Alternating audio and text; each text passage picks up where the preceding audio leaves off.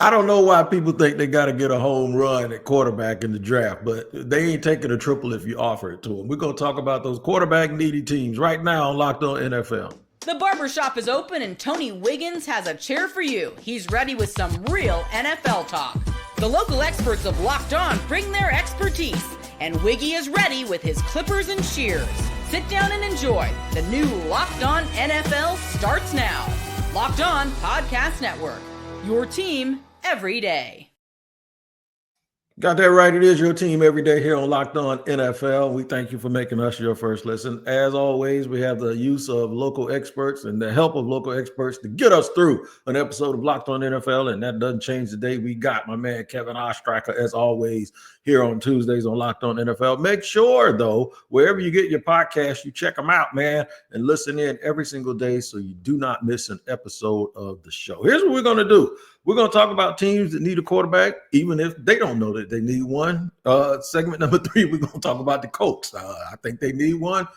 I don't think they believe they need one, or they just realize, hey, man, we made this commitment, so we're going to hang in there. I'm going to tell you why that might be a little bit of a mistake and give you a good example of a team that kind of did that and they got rewarded for it. We'll go over that. Why is the draft so hard to fill needs? Because most teams have multiple needs, and then sometimes the needs don't line up with best player available. I'm going to show you a mock draft between on Locked On 49ers with my man Peacock and Crocky. And what they did was they went through it and they showed you and for about a minute. And I'm going to tell you how it's very, very difficult to line needs up with draft position. Now at the top of the show, quarterback needy teams. They have a little bit of a problem and a conundrum. And Kevin Ostriecher, you know, covering the Ravens, where y'all got y'all quarterback from. You got him at the end of the first round. And that's because as a prospect, and I'll go back to say this as I always do, people use the word prospect. Prospect is the most likely that something is going to happen with that player. And when they have things that you consider weaknesses, they don't tend to use high draft capital on people that they have doubts about. And I think that's why you can't promise them a double or a triple with quarterback, because everybody wants to hit a home run. And I think that's where we've been over the last handful of, I mean, you can go back honestly as far as you want to with this, but I think in recent seasons, and I know you and I have had this conversation, I'd say the way that young quarterbacks, guys on rookie contracts are treated is a lot different than it was even 10 years ago, where if you don't get that home run, or if that guy isn't a home run within the first 2 years of that deal, regardless of where that guy is picked, they're on the way out and the next guy is coming in, because that is how, I guess desperate is the word I'll use, that these teams, because you look at how, you know, if you want to talk about the Ravens and Lamar Jackson, or, you know, you see Josh Allen in Buffalo, or I know people looked at CJ Stroud's year last year, or Jaden Daniels this year. And it's like, okay, those guys are there, so we need to go and get that CJ Stroud or that Jaden Daniels that can help us immediately. But it's not that simple. I think that for CJ Stroud and for Jaden Daniels,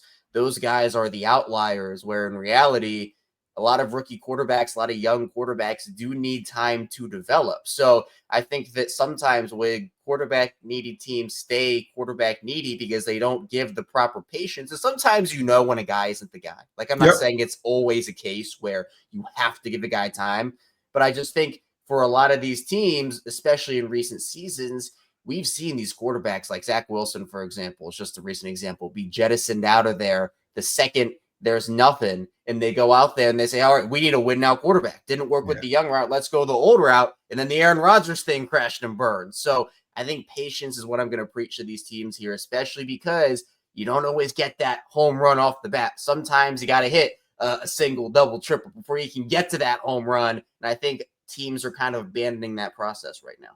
Yeah, man, it's really, really weird, because after Sam Darnold, you didn't have to pay a whole bunch of guys. Maybe he did a year or two, but I know they kind of made a rule that they kind of made after Sam Darnold was like, we ain't paying these rookies all of this money.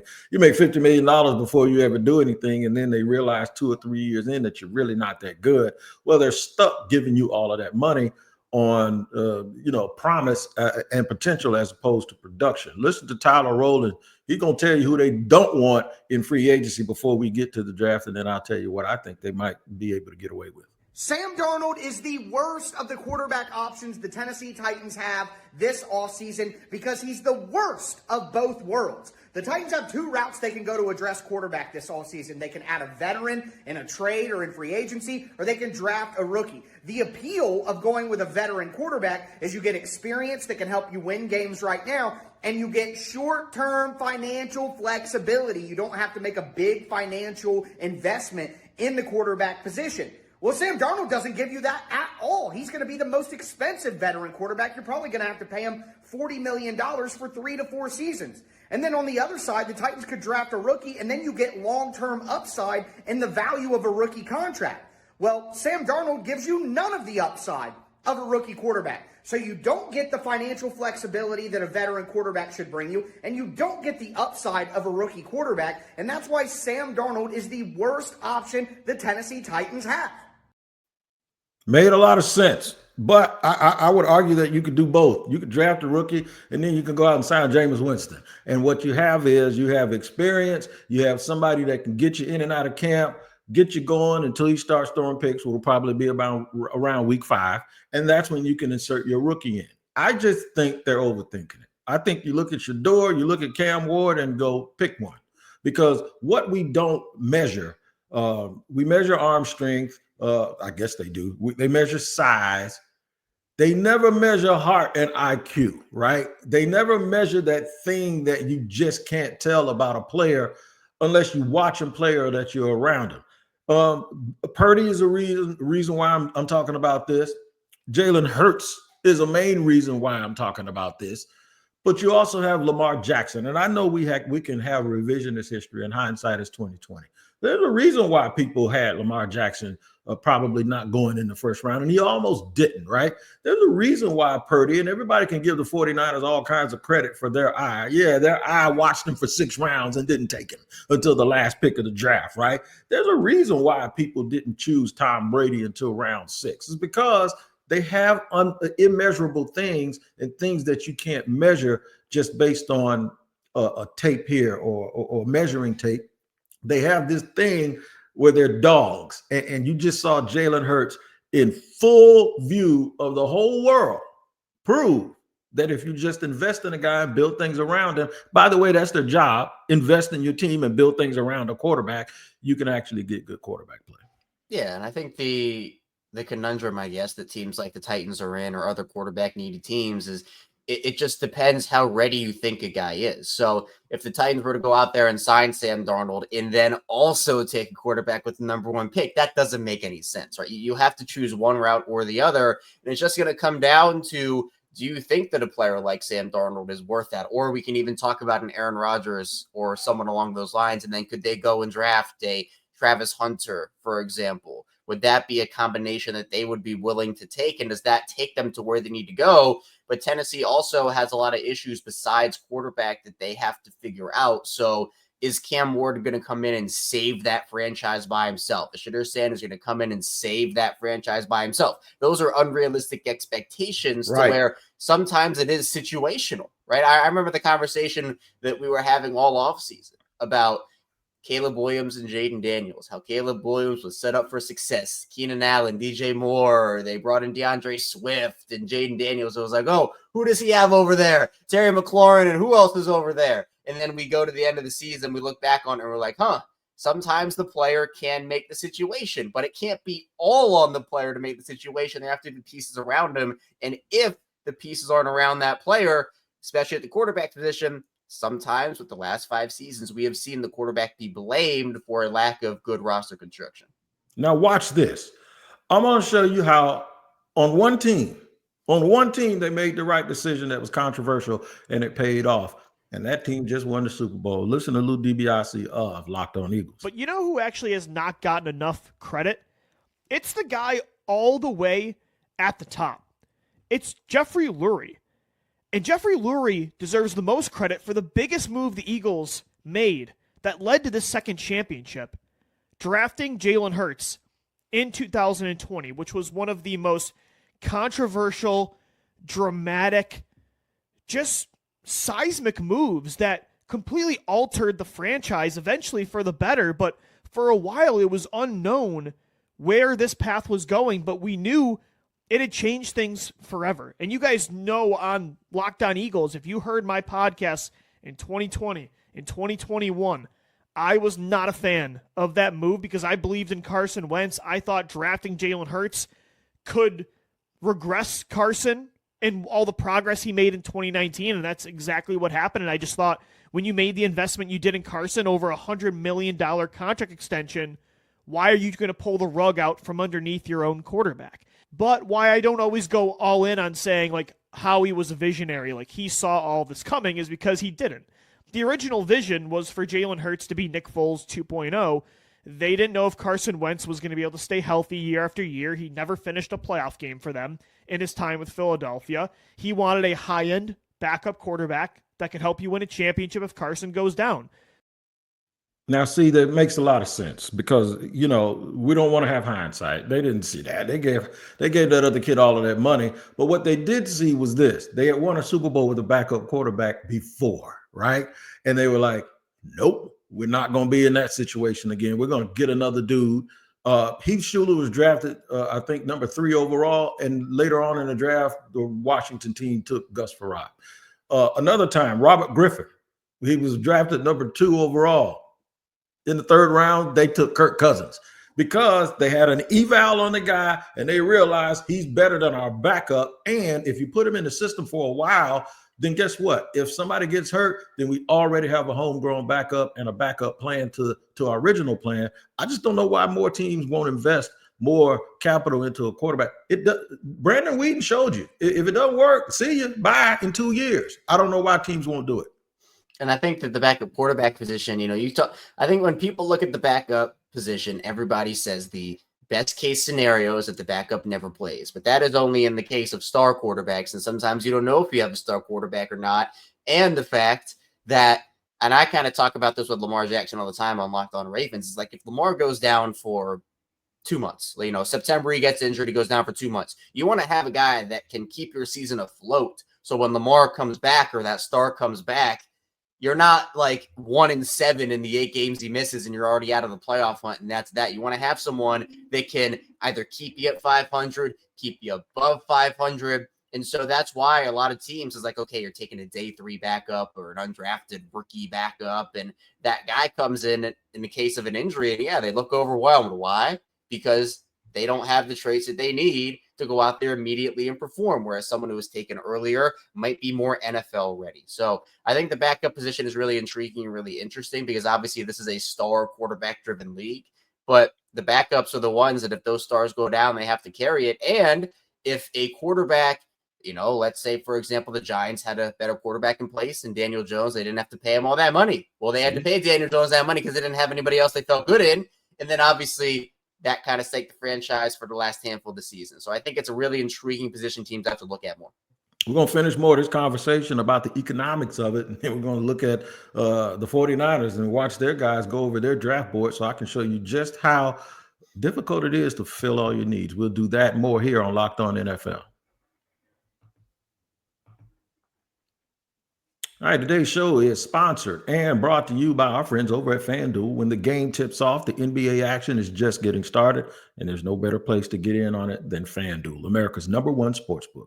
With FanDuel, you can place live bets throughout the game, so even if you miss the opening tip-off or want to bet on a fourth quarter comeback, you can stay in the action. And if you're looking for a bigger payout, you can only even bet and combine your live bets into a same game parlay. You can do that right there on FanDuel. I love using FanDuel's live betting feature because it keeps every moment of the game exciting, whether I'm backing my team for a late game rally or picking a player to hit a clutch 3. I never feel like I missed my chance. All right.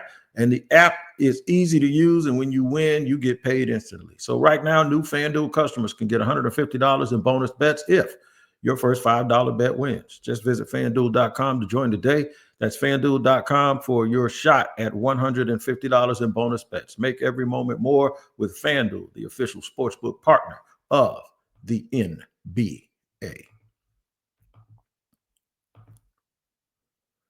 All right, here rolling along on Locked On NFL, we're talking about quarterbacks, man. Quarterbacks. So teams love and covet these draft picks, right? So if a team thinks that Shador Sanders, and I'm going to use Shador because there's a larger body of work. We saw Cam, but everybody thought he was just running this weird offense until he went to Miami, and not everybody's really in love with that style that he plays. But you can use either one for this exercise. If you use a top 5 pick on him, it costs you about $6 or $7 million a year, right? What do you think Jameis Winston costs? About $6 or $7 million a year. So see the financial number that you put on a guy who might have upside versus a guy who nobody believes anymore is going to be a championship quarterback, but he provides experience, is about the same thing. So monetarily, it's a little bit different. I think what coaches and GMs are afraid to do is hitch their wagons to a dude that doesn't have these superstar traits. And you know what that leads to? That leads to one of those dudes falling to the range where Pittsburgh Steelers can move up and pick them. That makes them Jordan Love all over again, right? And now these teams that always have good teams and good organizations luck into and end up with a quarterback because some putrid and poor team and some team that's got bad credit and everything else thinks they're too good to take a dude like that. And then all you do is enable teams behind you that you can't ever catch. The 49ers are living witness to this as they watched for 7 rounds and 200 and some odd picks before they picked their quarterback, who they realized was way better than the dude that they gave up 3 first-round draft picks for. Is that a lesson, or should it be a lesson learned? The quarterback position, but the 49ers don't need a quarterback, but they have now found themselves in a position where they need a whole lot of stuff. And I found it very interesting to watch as Brian Peacock and Eric Crocker of Locked On 49ers went about looking at their draft board. Check this out. Interesting prospects out of Georgia, like a lot of these Georgia prospects are huge athletes that kind of play a different role once they get to the NFL. So a lot of projection with those guys. They're 13 and 14. You got Shamar Stewart at 15, and they got Ashton Genty at 16. Genty's a stud player. He's just a running back. That's why he's at the end of the list here. And Croc, with that list, as I laid it out, and there will be probably, I'm guaranteed there will be changes to this between now and the draft, but that's where we see him right now after our deep dives. The latest 2, Will Johnson and Kenneth Grant, before we do this mock, where do you put them? Do we need to wait to see what it looks like? I do like him more than James Pierce. Now, again, I like Pierce, but I like him more than Pierce. Once you start to get around Mike Green. Right. That's where I was going to go. I got a little trouble with that, but I think maybe even Will Johnson deserves to be at number 7 ahead of Mike Green and James Pierce, just because the fit for the 49ers. I don't know if they want to go 245, 250 with edge guys in the first round. And I think there's a really high floor on Will Johnson, but I think the combine will determine a lot, because if he runs mid 4.4s or faster, he's not going to be around for the 49ers anyway. I noticed something about that. And the reason why I chose that clip on a day when I have you here is because Crocky said something. He said, I like this player. And then granted, those are the big board players that they looked at based on positions of need for the 49ers. And those are the guys that they have done their own eval with. Croc said, I don't know if they're going 245, 250 at defensive end, because they never do. They usually use bigger, longer edges with the 49ers that don't sacrifice speed. Baltimore, on the other hand, will take any one of those dudes. You know why? Because they don't have a type, man. They ain't got no type. They just picking the dude that they want, the dude that they'll figure out. You know what? I know how I can use Jalen Walker. And he's the dude I keep telling people, y'all keep messing around and screwing around, and Jalen Walker's going to end up in Baltimore, and y'all going to be wishing that somebody else took him, because he's going to turn up. He's going to be Adelius Thomas on nitrous. That's what he's going to be. And then people are going to sit there and be saying, I told you we should have picked that guy. It is hard to match need up with positional value unless you're a good team and somebody falls to you.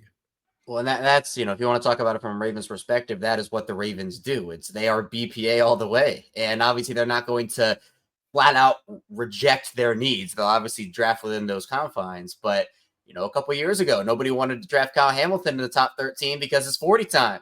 And the Ravens sat there having 2 safeties at 14. And they're like, this is a top 5 talent falling to us at 14. We'll take him and figure out the rest later. We don't care. We just want the guy on our team. And they made room for him. And now we're talking about one of the premier, not only safeties, but defenders in the entire NFL. So when teams go through this process of they have types, or they have, and every team, the Ravens have their type too. Offensive linemen usually they don't take guys with short arms, but when there's a guy available like a Tyler Linderbaum who has shorter arms, right, and he's a very talented player, and he falls to you, you're gonna take him, because talent all of a sudden is like, okay, you don't want to risk passing on a guy and see him go to another team and see him ball out when you had one little concern that could have been fixed. So I think that these teams, and they'll always draft within confines of what they like, what they're comfortable with. But I think that's some of the issue, where it's like, okay, some of these teams do that and they don't sniff championships. So sometimes you got to go a little out of your comfort zone, whether it is quarterback, whether it is other positions. For a team like San Francisco, who, if they do pay Brock Purdy all that money, they're going to need guys on rookie contracts that can contribute, and guys that can be there for 4 or 5 seasons while Brock Purdy's making all that money and that cap hit inflates. If you don't hit on those guys, it's going to be a lot harder to compete every single season, because there's a way you build a team around a rookie quarterback like a Jaden Daniels, and there's a way you build a team around a big contract quarterback like a Lamar Jackson. It is different, but you have to hit on those decisions all the same. By the way, I heard Peacock say Ashton Genty, he's down here because he's a running back. Great player, but he's just a running back.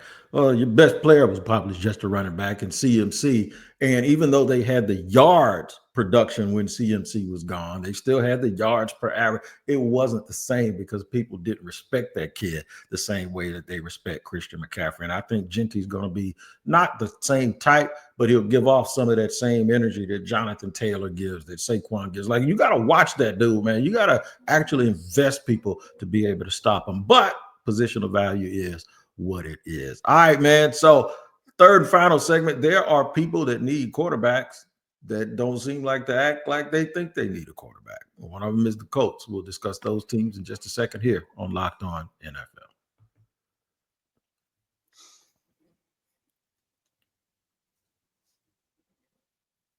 All right, third and final segment here on Locked On NFL with my man KO, Kevin Ostriecher, up there in Baltimore chilling. Hey, man, I got to ask you, y'all ready for this?